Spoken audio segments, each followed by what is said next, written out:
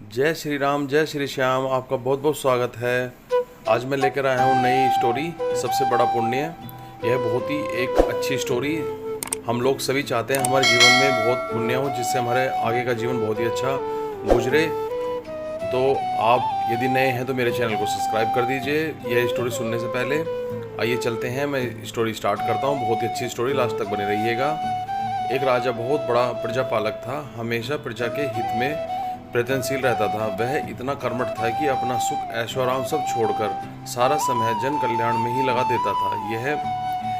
यहाँ तक कि जो मोक्ष का साधन था अर्थात भगवान भजन, उसके लिए भी वह समय नहीं निकाल पाता था। एक सुबह राजा वन की तरफ भ्रमण करने के लिए जा रहा था कि उसे एक देव के दर्शन हुए। राजा ने देव को प्रणाम करते हुए उनका अभिवादन किया और देव के हाथों में एक लंबी चौड़ी पुस्तक देखकर उससे पूछा, महाराज आपके हाथ में यह क्या है? देव बोले, राजन यह हमारा बही खाता है जिसमें सभी भजन करने वालों के नाम है। राजा ने निराशा मुक्त भाव से कहा, कृपया देखिए तो इस किताब में कहीं मेरा नाम भी है या नहीं।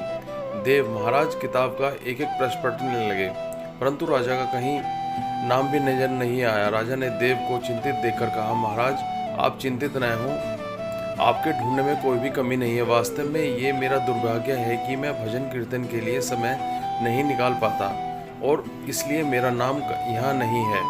उस दिन राजा के मन में आत्मग्लानि सी उत्पन्न हुई, लेकिन इसके बावजूद उसने इसे नज़रअंदाज कर दिया और पुनः परोपकार का भावन के लिए दूसरों की सेवा करने में लग गए। कुछ दिन बाद राजा फिर सुबह वन की तरफ टहलने के लिए निकले तो उन्हें वही देव महाराज के दर्शन हुए। इस बार भी उनके हाथ में एक पुस्तक थी। इस पुस्तक के रंग और आकार में बहुत भेद था और यह पहली वाली से काफ़ी छोटी थी। राजा ने फिर उन्हें प्रणाम करते हुए पूछा, महाराज आज कौन सा बही खाता अपने हाथ में लिया हुआ है? देव ने कहा, राजन आज के बही खाते में उन लोगों का नाम लिखा है जो ईश्वर को सबसे अधिक प्रिय है। राजा ने कहा, कितने भाग्यशाली होंगे वे लोग। निश्चित ही वे लोग दिन रात भगवत वचन में लीन रहते होंगे।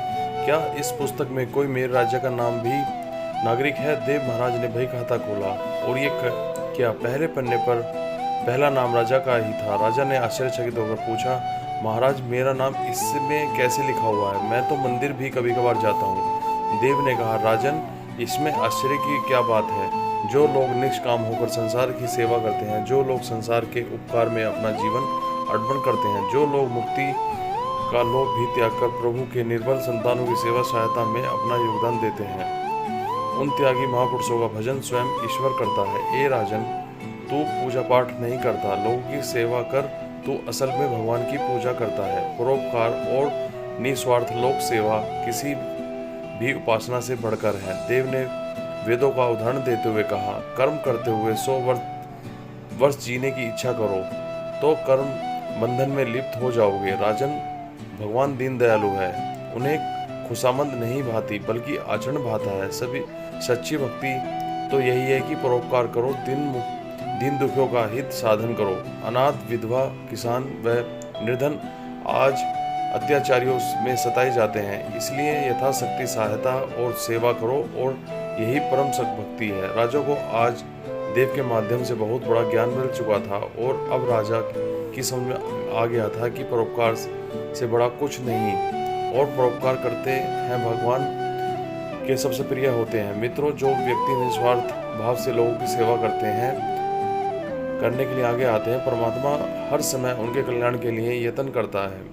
हमारे पूर्वजों ने कहा है कि परोपकार पुण्य भवति, अर्थात दूसरों के लिए जीना, दूसरों की सेवा को ही पूजा समझकर कर्म करना, परोपकार के लिए अपना जीवन को सार्थक बनाना ही सबसे बड़ा पुण्य है। और जब आप भी ऐसा करेंगे तो स्वतः ही आप वह ईश्वर के प्रिय भक्तों में से शामिल हो जाएंगे। जय श्री राम, जय श्री श्याम, जय हो सनातन धर्म की। यदि आपको स्टोरी पसंद आई हो तो मेरे चैनल को सब्सक्राइब करना ना भूलें। आगे भी मैं आपको यही ऐसी स्टोरी लेकर आऊँगा। बहुत बहुत धन्यवाद।